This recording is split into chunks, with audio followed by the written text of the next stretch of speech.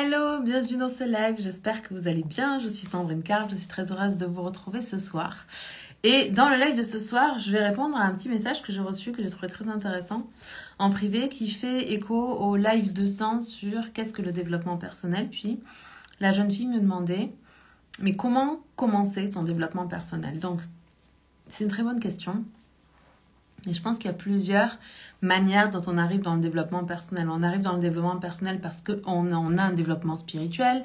On peut arriver dans le développement personnel parce que on va lire un livre qui va nous initier à ça, ou parce qu'on a une amie qui va nous parler d'un film, ou parce qu'on a vu Le Secret, ou parce qu'on s'intéresse à la loi de l'attraction. Bref, on va arriver dans le développement personnel pour ces raisons-là, ou parce qu'on a un ou une amie qui est coach aussi.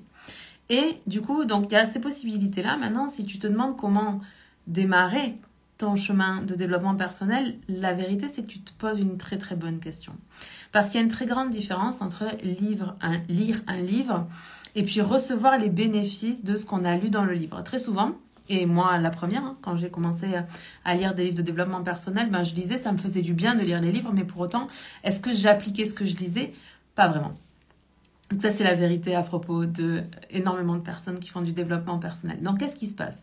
Le moment où on découvre le développement personnel, c'est un moment où on se dit « Et si c'était possible pour moi aussi? Et si moi aussi, je pouvais être moins stressée? Et si moi aussi, je pouvais être plus heureuse? Et si moi aussi, je pouvais changer de job? Et si moi aussi, je pouvais développer de nouvelles capacités? Et si moi aussi, je pouvais avoir plus confiance en moi? Et si moi aussi, je pouvais développer l'estime de moi, l'image de moi, l'amour de moi? Et si moi aussi, je pouvais apprendre à mieux gérer mes émotions? Et si moi aussi, je pouvais me sentir plus sereine au quotidien? Bref, toutes ces choses-là. Et si moi aussi, je pouvais être plus organisée? Tout ce que je viens de citer là, c'est du travail de développement personnel. Donc, la première étape, c'est vraiment de se dire « Ah, mais et si c'était possible pour moi aussi ?» Et dans ces cas-là, en fait, quand vous vous dites « Et si c'était possible pour moi aussi ?» c'est soit que vous êtes en train de lire un livre, soit que vous voyez une personne qui a réalisé quelque chose, soit que voilà, vous êtes appelé, attiré avec l'idée de développer une qualité, un talent, quelque chose chez vous, ou parce que vous rencontrez une difficulté puis vous voulez trouver une solution. Donc la première étape, c'est de se demander « Et si ?» Mais l'étape qui suit est celle que beaucoup moins de gens vont oser franchir, c'est la phase de changement. La phase de changement, ça implique que vous commenciez à changer des habitudes, des attitudes, que vous commencez à changer des routines du quotidien, des règles que vous étiez fixées comme étant des normes pour aller au-delà. Donc, la première étape, ça va être ça. Ça va être de commencer à mettre en place des changements dans ta vie, dans votre vie. L'idée, c'est que, par exemple, alors soit on a un objectif qui est chiffré, par exemple, on veut faire un certain chiffre d'affaires, l'objectif, il est facile, mais admettons maintenant que vous ayez un objectif de « Ok, je voudrais être plus heureuse dans ma vie ». Ça, c'est un objectif qui est très spécifique et c'est très intéressant de relier le développement personnel au coaching. Parce que le coaching, c'est comme la version professionnelle du développement personnel. On va dire ça comme ça. Et dans le coaching, on trouve tout un tas d'outils qui nous permettent de passer d'un point A à un point B. Et c'est le travail du coach de vous accompagner du point A au point B. Et ce coach, il peut vous accompagner soit parce qu'il a écrit un livre, soit parce qu'il fait des podcasts ou des vidéos, soit parce qu'il a des programmes de formation, soit parce que vous prenez un accompagnement avec une personne. Et ce que vous devez savoir, c'est que plus vous allez avancer dans votre développement personnel, plus vous allez avoir besoin d'avoir recours à un coach. Pas parce que vous n'êtes pas capable ou que vous n'y arriverez pas ou autre, juste parce que au début, on est capable de libérer tout un tas de choses. Au début, on prend conscience de nos comportements, on prend conscience de nos habitudes, de nos attitudes, puis on décide de les changer, puis on décide d'être plus attentif à nos pensées, à nos émotions, choses comme ça. Et cette première étape, en fait, c'est aussi bien de la faire toute seule, quand vous pouvez pas, faites-vous accompagner. Mais admettons, par exemple, vous me dites, ok, je voudrais me sentir plus heureuse dans ma vie. Eh bien, la question que je vous poserai, c'est, définis-moi trois adjectifs qui permettraient de qualifier le fait d'être heureuse pour toi. À quoi ça pourrait ressembler si tu te sentais plus heureuse au quotidien? Je me sentirais plus sereine, j'aurais plus confiance en moi, et puis, qu'est-ce qu'on pourrait dire?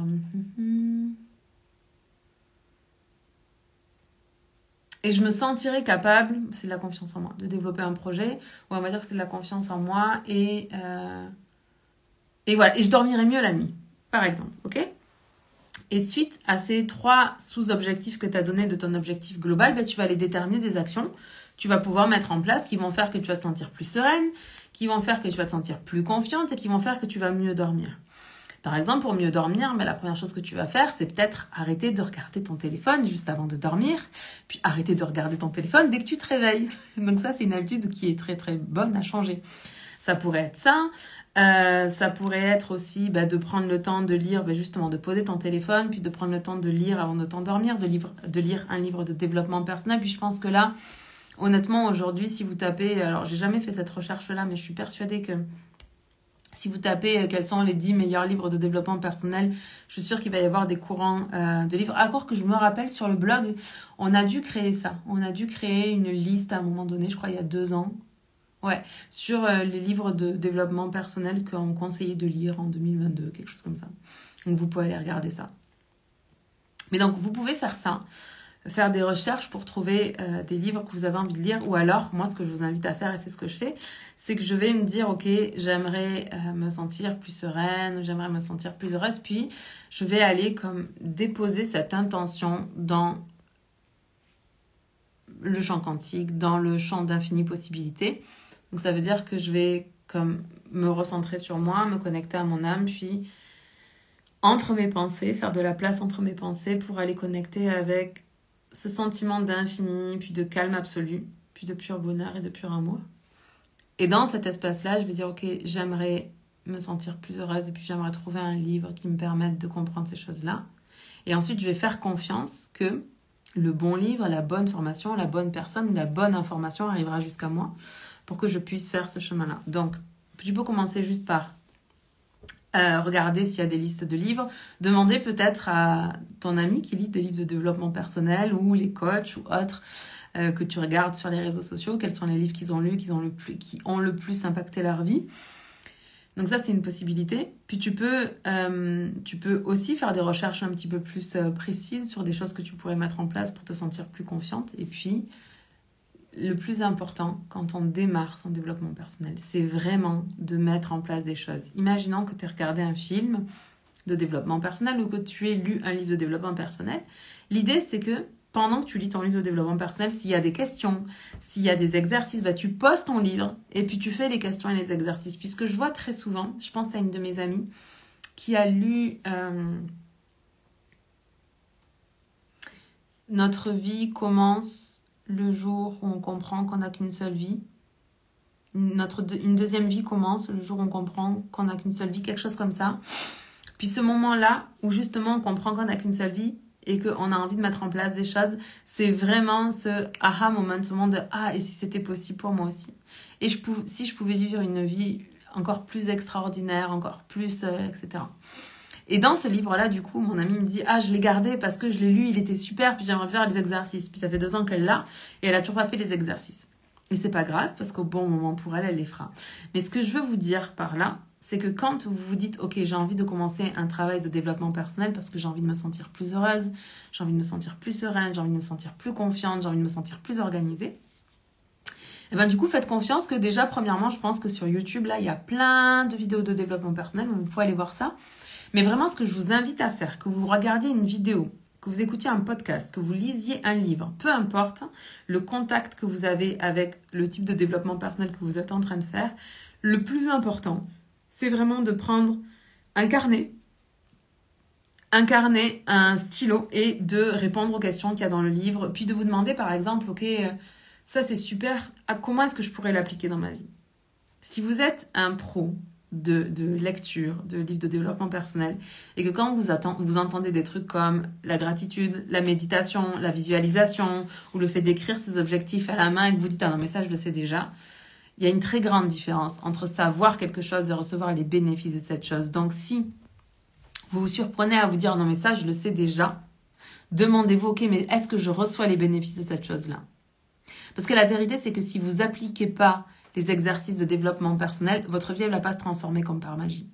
Votre vie, elle va se transformer et vous allez vraiment accéder à des niveaux de bonheur, de bien-être, de joie, de plaisir, de plein de choses qui sont insoupçonnées aujourd'hui parce que vous allez prendre conscience de certaines choses. Donc, je vous disais, vraiment, la première étape, là, c'est de créer des petits changements dans votre vie. Puis, un livre qui est génial pour les habitudes, c'est Un rien peut tout changer et l'effet cumulé. Sur les habitudes, ils sont très très bien. ces livres-là. Donc ça, c'est la première étape, c'est changer ses habitudes, ses rituels, etc. Puis quand vous allez commencer à faire ces changements-là, vous allez vous réveiller plutôt pour méditer, par exemple, ou que vous allez prendre le temps d'écrire vos gratitudes le soir avant de vous endormir, ou de faire du journaling, ou de lire des livres de développement personnel, vous allez vous rendre compte que vous observez des bénéfices en fait dans votre vie, parce que vous êtes en train de passer à l'action, vous avez des bénéfices de ces choses-là. Et du coup, quand vous allez avoir les bénéfices de ça, vous allez avoir envie, ça va vous donner envie de faire de plus grandes transformations. Puis des transformations vraiment au niveau de votre identité. C'est-à-dire que vous dites par exemple, je suis timide, vous allez pouvoir transformer je suis timide en je suis une personne confiante qui s'exprime avec facilité et qui est à l'aise avec le fait de rencontrer de nouvelles personnes, par exemple. Cette transformation-là, vous pouvez la faire encore une fois toute seule, ou vous pouvez vous faire des programmes en auto-coaching, des choses comme ça. Mais c'est déjà un niveau un peu au-dessus. Je pense que les premiers changements, vous pouvez vraiment les faire toute seule avec des ressources qui sont gratuites, comme des vidéos, des podcasts ou des livres qui sont quand même à des tarifs qui sont moins élevés. Et puis, vous allez arriver au niveau des bénéfices des changements que vous avez mis en place. Puis là, vous allez avoir envie vraiment de faire une grande transformation. Quand vous allez arriver à ce niveau-là, avoir envie de faire une grande transformation, en général, là, on a besoin d'un programme de coaching un petit peu plus élaboré, d'un parcours un peu comme initiatique de retour à soi pour savoir qui on est, qui on a envie d'être. Et dans cette première phase, vous pouvez aussi vous faire accompagner par un coach pour faire une grande transformation dans votre vie. Puis une fois que vous aurez fait cette grande transformation, vous arriverez à un niveau où il n'y aura plus comme de retour en arrière possible. Vous serez vraiment arrivé à un niveau où vous savez que vous êtes capable, vous savez que c'est possible, vous avez développé une nouvelle identité, donc avec une nouvelle identité, de nouvelles croyances, avec de nouvelles croyances, de nouvelles valeurs. Avec de nouvelles valeurs, vous avez développé de nouvelles capacités, vous avez développé de nouveaux comportements et vous aurez changé votre environnement. Vous allez voir que, autant dans le premier changement, il n'y a pas grand-chose qui va bouger dans votre environnement, encore que pour certains d'entre nous, il y a beaucoup de relations amicales qui s'éloignent petit à petit parce que vous êtes en train de faire ce chemin-là. Et puis, mais par contre, au niveau transformation, là, votre environnement, il se peut qu'il change complètement. Ça ne veut pas dire que vous n'allez plus voir vos amis d'enfance. Ça ne veut pas dire que vous n'allez plus voir votre famille. C'est pas du tout ça. C'est juste que vous allez peut-être avoir un changement des personnes avec qui vous passez le plus de temps. Puis à un moment donné, honnêtement, ça va être même un besoin d'être entouré par des gens qui ont cette même vision que tout est possible en dehors des limites qui sont purement physiques. Et encore, il y a tellement de choses qui se passent dans ce monde que je pense que même certaines limites que l'on croit avoir aujourd'hui, peut-être que dans quelques années, elles n'y seront plus.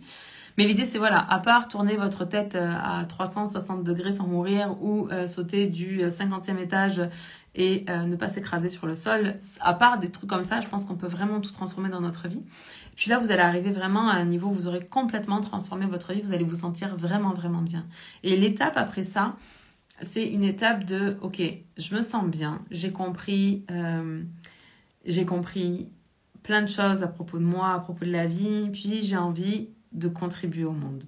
Le changement là, c'est vraiment, ok, est-ce que avoir transformé ma vie, c'est assez pour moi, c'est assez pour ma famille, c'est assez pour mes amis, c'est assez pour mon entourage proche, et ça me suffit, je suis très heureuse comme ça, ou est-ce que vous allez avoir un appel à aller impacter plus de monde, aller contribuer au prochain niveau. Hello Mylène, hello Seb, bienvenue dans ce live. Et l'idée, en fait, avec cette idée d'aller contribuer au prochain niveau, à ce moment-là, vous allez peut-être vous former au coaching, vous allez vous former à peu importe ce que vous avez transformé dans votre vie, qui a eu tellement d'impact pour vous. Ça peut être tout un tas de thérapies, de formations et autres. Et puis, vous allez rentrer dans une phase dans laquelle vous allez accepter, merci pour les petits cœurs, vous allez accepter de devenir l'élève d'un maître, l'élève de quelqu'un qui est vraiment meilleur que vous, qui a vraiment les résultats que vous voulez atteindre. Et puis là, vous allez rentrer dans une phase un peu comme, vous savez, quand dans les années universitaires, après le master, on n'est pas obligé de continuer. Si on décide de continuer, on va rentrer pendant 3 ans en thèse, on va aller approfondir un sujet de manière très spécifique. C'est un petit peu ce qui va se passer pour vous dans votre vie. Quand vous vous rendez compte que vous avez complètement transformé votre vie, puis vous avez envie d'aider les gens à faire ça, et vous allez choisir un moyen d'aider les gens à faire cette transformation-là, ce changement-là. Et là, c'est peut-être la phase la plus longue par laquelle vous pouvez passer dans votre développement personnel et professionnel, parce que là, on rentre vraiment dans le travail de la maîtrise, de l'excellence, d'aller remettre l'ouvrage sur le métier encore et encore et encore et encore. Puis à un moment donné, vous vous sentirez totalement prêt et prête à avoir un impact massif dans le monde. Et puis là, on rentrera dans la phase de l'impact. Ok. Est-ce qu'il y a autre chose que je voulais vous partager à propos de ça? Donc l'idée en tout cas, avec cette histoire de comment commencer son développement personnel, les choses les plus importantes à retenir du coup, c'est que au moment où tu décides de commencer ton développement personnel, l'idée c'est pas d'aller viser le moment où tu vas faire ta thèse sur le truc que tu as choisi. L'idée c'est vraiment de comprendre, ok, si je démarre mon développement personnel, est-ce qu'il y a une chose que j'ai envie de changer dans ma vie? Est-ce que j'ai envie, comme je te disais, d'être... Hello Philippe, bienvenue dans ce live. Est-ce que j'ai envie d'être plus organisée, d'être plus heureuse, d'être plus spirituelle, d'être, je sais pas, peu importe ce que vous avez envie. Mais la première étape, c'est vraiment ce truc de, ok, j'ai envie de ce truc-là, puis je vais mettre en place les changements. Le développement personnel, il ne se fait pas que dans votre tête. Le développement personnel, il se fait au travers de votre corps, de vos actions et de ce que vous allez transformer dans votre vie qui va vous permettre d'obtenir les résultats que vous voulez. Je vais me répéter parce que c'est tellement important. La plupart des gens restent coincés dans la zone de conscience où ils prennent conscience que quelque chose d'autre est possible parce qu'ils ne mettent pas en place des choses, ils ne changent pas leurs habitudes, ils ne changent pas leurs attitudes.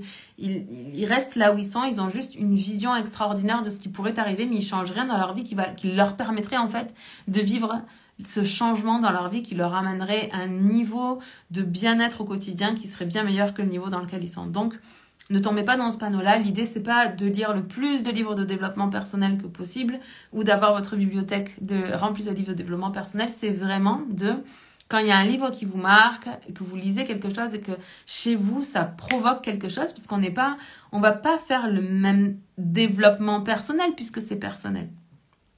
Donc si voilà, vous avez envie de faire votre développement personnel, votre chemin ne sera pas le même qu'une autre personne. Et donc l'idée, c'est pas de recopier le chemin qu'a fait une personne, mais bien d'aller trouver qu'est-ce qui va correspondre pour vous. Et puis, il y a fort à parier qu'il y a quelqu'un qui a déjà transformé les choses dans sa vie, puis vous allez pouvoir vous connecter à cette personne-là. Merci les réseaux sociaux, ça nous a quand même tous mis en lien de manière extraordinaire. Vous allez pouvoir connecter à cette personne-là. Il y a de fortes chances que cette personne, si aujourd'hui elle exerce sur le web et si vous êtes en train de regarder cette vidéo, que vous ayez l'habitude de consommer du contenu gratuit. Du coup, vous pouvez commencer par consommer du contenu gratuit, mettre en place des choses dans votre vie. Et ça, vraiment, c'est très important. Et ensuite, quand vous aurez les bénéfices des choses que vous aurez mis en place, vous allez voir que vous aurez envie d'une plus grande transformation. Puis là, c'est vraiment un chemin extraordinaire que je vous recommande de faire. Et une fois que vous aurez fait cette grande transformation dans votre vie, qui va être peut-être un peu challengeante, vous verrez, vous allez pouvoir choisir si vous vous arrêtez là, si vous avez vous aurez comme atteint votre développement personnel pour vous sentir plus heureuse, plus sereine, plus en santé, peu importe. Hello ma belle Aurélie, bienvenue dans ce live. Et ensuite, vous pourrez décider de mettre cette transformation personnelle que vous aurez fait. Vous pourrez décider de mettre ça au service des autres et de contribuer au plus grand niveau. Mais le plus important dans le développement personnel, c'est d'avancer étape par étape, un pas après l'autre, et de choisir les endroits sur lesquels vous avez envie de travailler.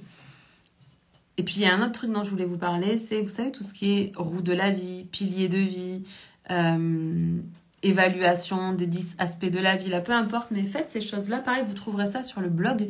On avait fait un article sur les 12 piliers de vie. Et vous pouvez télécharger gratuitement du coup le questionnaire que j'utilise avec mes clientes qui permet de voir, ok, où est-ce que j'en suis dans ma vie? C'est sur quel pilier que j'ai vraiment déjà de très bonnes notes et c'est sur quel pilier que j'ai un petit peu plus de difficultés. Dans ce cas-là, ce que je vous invite à faire en premier, c'est vraiment de mettre l'emphase sur les piliers qui sont les plus bas pour les remonter. L'idée, c'est qu'en fait, pour cette histoire des piliers de vie, ce qu'il faut imaginer, c'est que vous posiez une feuille sur tous vos piliers de vie. Et en fait, si vos piliers sont tous équilibrés, votre feuille, elle est bien à plat, elle tient bien, elle est stable. Mais si vous avez des piliers qui sont hauts et des piliers qui sont bas, du coup, vous pouvez vous retrouver comme déséquilibré. Et si, par exemple, quelque chose qui peut arriver très souvent, c'est lorsque une personne, elle base toute sa vie sur un seul pilier. Imaginons, est-ce que vous me voyez, est-ce que vous m'entendez, est-ce que tout va bien ? Donc, imaginons qu'une personne, elle base toute sa vie sur sa carrière professionnelle. Et donc, elle travaille comme une folle, elle délaisse ses amis, sa famille, ses loisirs, etc. pour tout donner pour son travail, pour sa carrière. Et puis, un jour, elle est licenciée. il se trouve qu'à ce moment-là, merci pour les petits cœurs, il se trouve qu'à ce moment-là, eh ben, du coup, si le seul pilier qui tient dans sa vie, c'est ce pilier-là, ben, ça risque d'être beaucoup plus compliqué pour elle, versus une personne qui, oui, est très impliquée dans sa carrière, mais a aussi compris que tous les autres piliers sont importants dans sa vie. Le divertissement, la contribution, la vie et le temps de qualité avec elle-même, la vie sociale, la vie familiale, etc., etc. Et qu'il y a tous ces piliers qui sont en équilibre. Puis d'ailleurs, dans Dharmasana, dès la première version, je vous invitais vraiment à faire ce questionnaire-là et à prendre conscience que parfois on a besoin d'aller d'abord réorganiser ces piliers de vie avant de vouloir lancer une entreprise, parce que lancer une entreprise, là, on va pas se mentir, ça demande beaucoup de travail, de persévérance, beaucoup d'énergie, du temps et de l'argent. Et il faut savoir où sont ses priorités. Et puis, il faut être capable aussi parfois d'arrêter de travailler pour profiter des nôtres, des gens qu'on aime et avec qui on a envie de passer du temps. Donc, je vous laisse avec ça aujourd'hui. Si vous avez des questions, n'hésitez pas. Je serai ravie de répondre à vos questions. Je vous aime, je vous embrasse. On se parle demain. Bye!